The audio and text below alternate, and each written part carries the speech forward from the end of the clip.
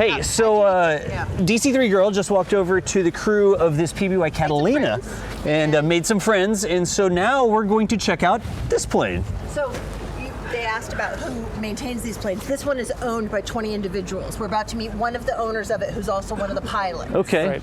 20 individuals own this plane. Wow. So who's ready to check out another plane? Oh my gosh. This is Miss Pickup, apparently. I mean, I think it's not, it's TOS fine. It's history. See, now these are the guys that are trying to avoid us back here. This is Jeff. Jeff is So who likes to be on camera and who doesn't? We have a support team. You just have to like make stuff up. This is the pilot. Okay. All right, and hey, when we get this going, we don't actually have them mic'd, so we've got body packs on, but let us know how things are going. Saber, if we can't hear them enough, we can increase the shotgun mic level, so you can bump that up some decibels. How many are watching right now? So chat, just stand by.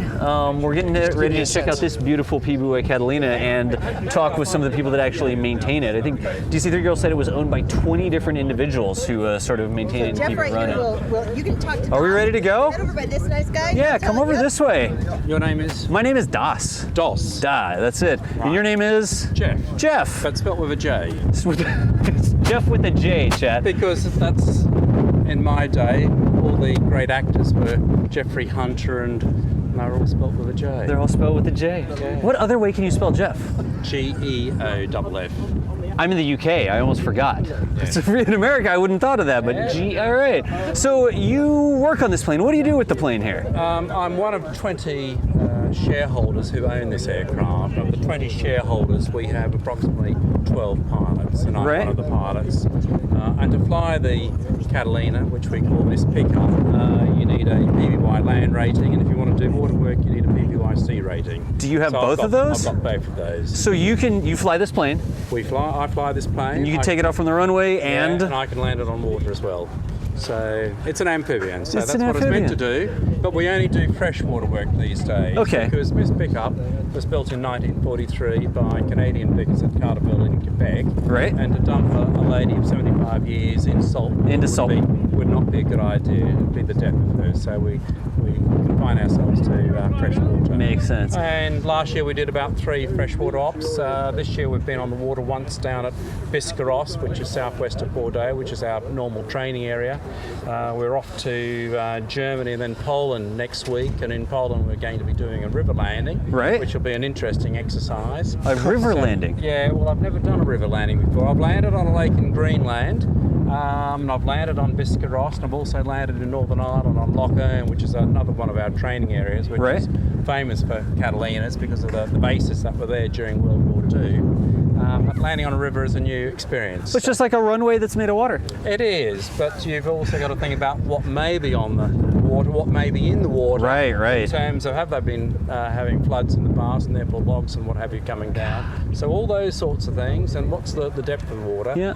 And this aircraft draws about 3 feet. So the water comes up just under Miss Pickup, so she doesn't normally get wet, except when we're, taking off. Taking off, it splashes everywhere, right? Yeah. So you can see, chat, the bottom of the plane actually looks like a boat. I mean, normally the bottom of a plane is rounded for aerodynamics, but this actually is hydrodynamic, I guess you could say. Yes, that's right. And in fact, when you look at the aircraft from the nose on, you can see this whole shape, and then we have the step just opposite the main gear there.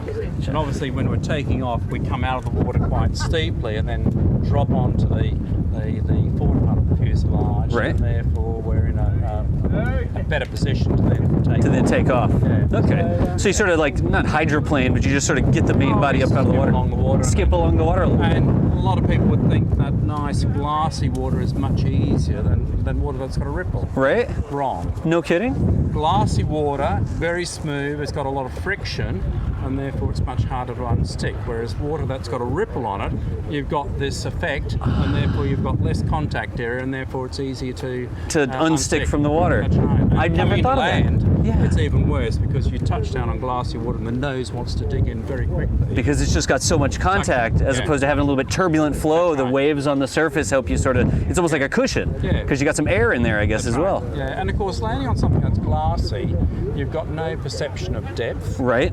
So So working out your height above the water, you don't really know. You don't know whether you're looking at the surface or looking through the water. So it's very much an instrument approach, coming down in a very controlled way, 72 knots, and you know you're on the water when you hear it. When you hear it. Yeah. So and the key thing, you must realise that it's totally different to landing on land. On land, you'll come in and flare. Right. You do not flare on water. Because if you flare on water, you will bounce and boom, porpoise, and it's the end of the aircraft. You just want to easily... So it's a totally different technique for landing on water. I'd never thought about that. Yeah. So we were talking about it has a hull on the bottom, right? Can we walk up closer? Yeah, certainly. Let's go closer. So when it's actually landing on land, clearly it has these big wheels. We've got our right? main gear, which we tracked up into the side. Yep. Nose wheel goes up into the nose. And we have a minimum crew of 3, 2 pilots and a crew chief. Because where the pilots sit, although we have lights, we've got no real indication whether the gear's up or down. Right. So by having a crew chief, the crew chief can do a visual check. Actually look out. The gear is locked up or locked down, and likewise with the nose gear. And obviously if there's a problem, having a crew chief means that he can manually put the gear down or manually retract the gear. So like and a crank? with our floats. Our floats are on the wingtips and they come down. Okay. So if we have a problem with the floats, he can manually put them up or put them down. Okay. So the crew chief's quite an important person in our operation. And we have about half a dozen chaps who are in our ground crew are qualified as crew chiefs. Qualified as crew chiefs. Yeah. Is there like, all right, I gotta ask, is there like a training document? It's like how to be a PBY crew chief, or is this just like knowledge that's passed down? Like how do you learn that? It's formalised, just as it's formalised for the pilots. So for example, to fly this aircraft, you have to have the right prerequisites in terms of flying ability. Okay. You then have to do your ground school, and I'm currently the chief ground instructor for the Catalina, and so we go through a process of learning what the aircraft is in terms of all the different systems, all the emergency procedures, and the history of the aircraft, which is quite important because we are doing something here to keep the knowledge of the aircraft and all those who flew in it alive. So we've got the ground training, then we have the flight training. The flight training involves a number of sorties so as to deal with engine failures, deal with other emergencies, right. Takeoff and landing, stalling, all those sorts of things, the general handling of the aircraft. And in terms of handling, this aircraft has got large ailerons, and so if you think that you're going to bank the aircraft to, say, the left, well, if you just use the ailerons, well, the wings will go that way and the nose will go in the opposite direction because right. it's got terrible adverse aileron yaw. Okay. So one of the things you've got to remember are your feet, and you will lead with the rudder to make sure that the whole aircraft goes in the right direction rather than in separate ways. Is that specific to this aircraft, like a quirk of the way? There are other aircraft around with similar characteristics, but it's quite noticeable on this one. Right. And a lot of people forget to use their feet when they're flying, particularly if they've taught on very simple aircraft, not on, say, a Tiger Moth where you've really got to know what your feet are doing. Right. So learning how to fly the aircraft is quite important. And then just generally building up experience in terms of hard runways, grass runways, normal circuits, straight in approaches, yep. dealing with crosswind. So we've got a reasonable wind here today. There is. Y'all can hear it, right? And it's a case of being able to deal with that.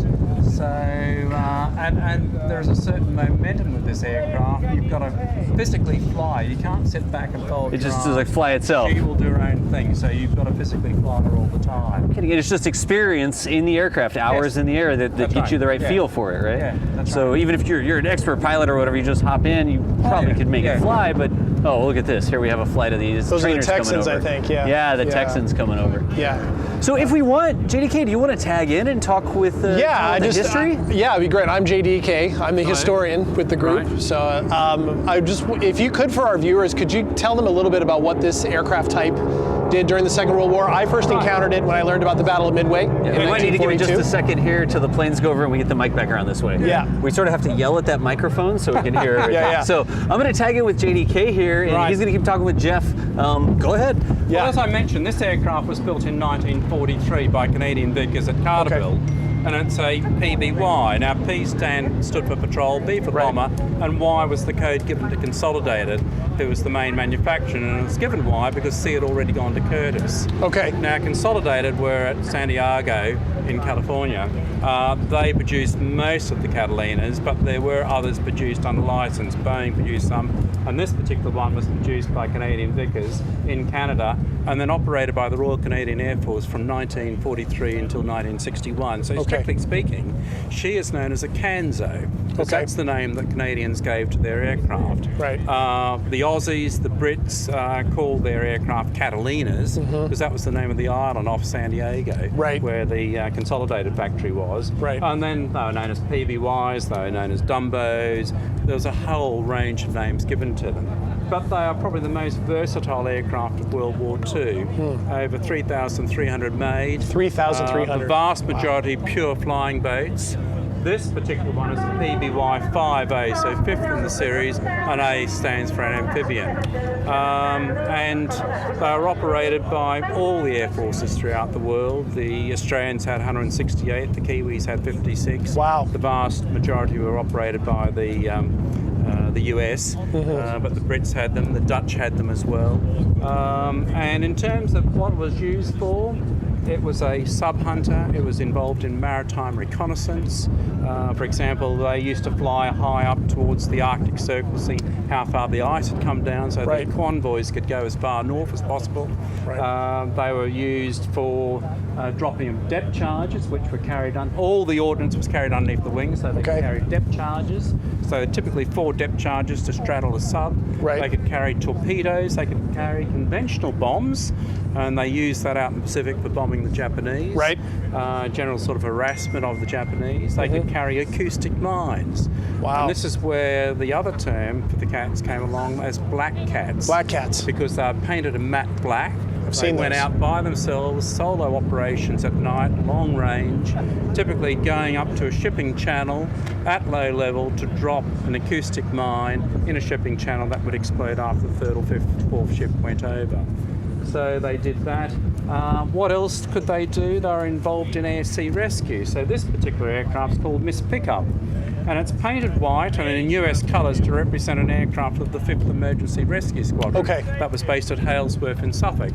And the number on the tail is the actual number of that aircraft. And that aircraft went out to the North Sea to pick up a downed airman, landed, unfortunately had problems whilst they're on the water, shot up by an ME-262 German jet.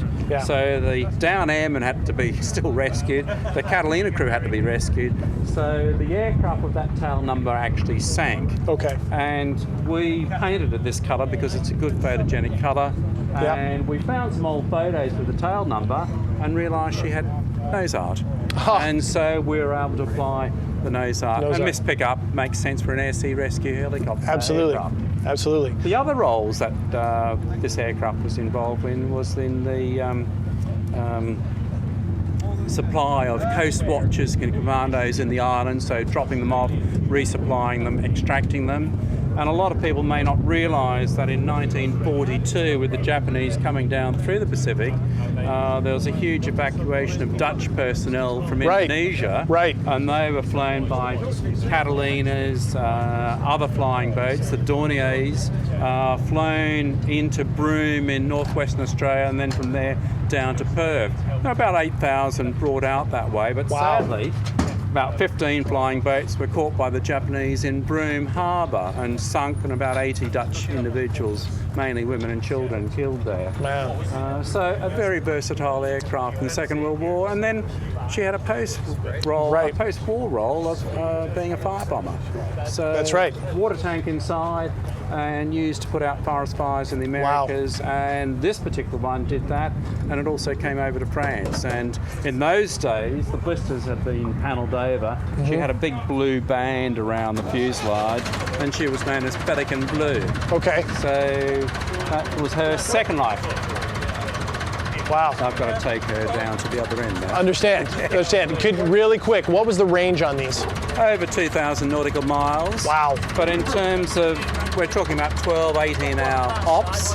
The longest flights were between Perth in Western Australia and Sri Lanka, or Ceylon as it was now known, and those were the double sunrise flights.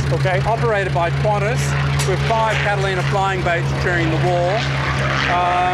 271 flights done without loss, and they were called the double sunrise because the pilots would see the sunrise twice. The longest flight was over 30 hours, and Qantas still holds the record for the longest commercial flight in the world. Wow. All right. There it goes. So where's she headed now? She's heading down to the west apron. Okay. We're going to have 5 jacks coming back into here. Oh, okay. So we're going to be parked down there. Okay. Out of the way. All right. But you can see the hull shape on her. Yeah. And see the step in the hull. And okay, we've got a few extras on the aircraft now. We've got an air stair in the tail. The big perspex blister's great for photographic work. But she's the only Catalina still flying in Europe. Wow. She's one of our probably only 10 flying worldwide. Okay. And she probably does the most hours of any of the Catalinas worldwide. We did about 125 last year. It's incredible. And we've been, last year we went to Turkey, so 2 days to get out there, 2 days to get back. I've been to Greenland in her, been to Moscow in her. And as I say, we're off to Germany and Poland next week. Wow, world traveler. That is. That's amazing. Thanks for the lesson on this, because it's amazing what you don't know about an airplane until you talk about it. Really, I mean, your argument that it's one of the most versatile, maybe the most versatile plane, is well founded. So thank you for the time. Cheers. Appreciate it.